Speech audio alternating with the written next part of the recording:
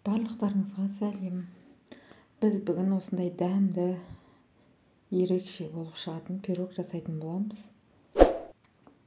Менің каналыма тіркеліп, лайк басуды ұмытпағайсыздар. Қоңыраушаны басып қойсаңыздар, салған видеомды бірінші болып көретін боласыздар. Ерекше болып шығады. Қасықпен де қозғамадым, бенчиктің көмегімен де қозғамадым. Видеоны ақырына дейін көрсеңіздер, түсінесіздер. Мен ыстықтай кесіп алып алдым, өйткені бала шағам жеймін деп алды. Суыған екен қырқанда, бұдан да өте әдемі болып шығатын еді. Көріп тұрғандарыңыздай жұмсақ, өте әдемі болып шығады. Бір жасағаннан шығады.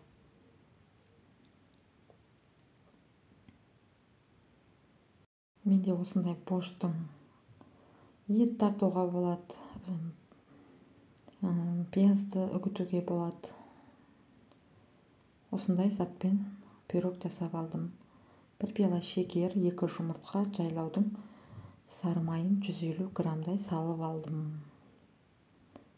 Турап алдым, жақсылап турап салып алдым.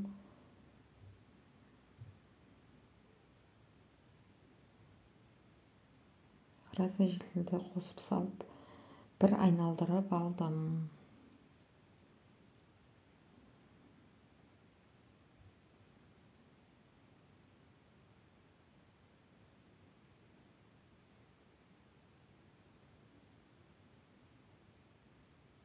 Көріп тұрғандарыңыздай 2 пиалай айран құйдым ішіне.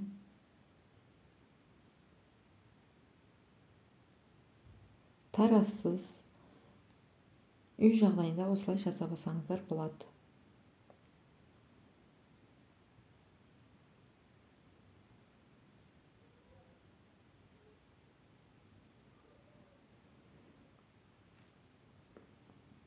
Көріп тұрғандарыңыздай уже начинкасы дайын болды. Енді осын қалып. Менде осындай печканың несі, тапасы. Менде ондай қағаз болмай қалды, пергамент қағаз. Осындай қағаз қойдым астына. Сұйық май құйып, жақсылап астына жағып алдым.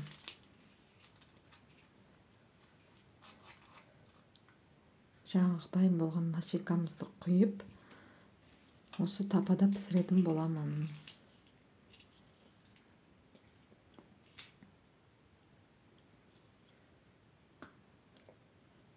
Сәл қоюлау қылдым, өйткені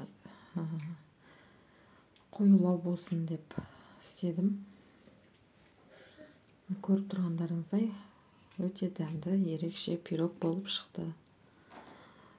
Алдын ала көргендеріңізге рахмет. Қош сау болыңыздар.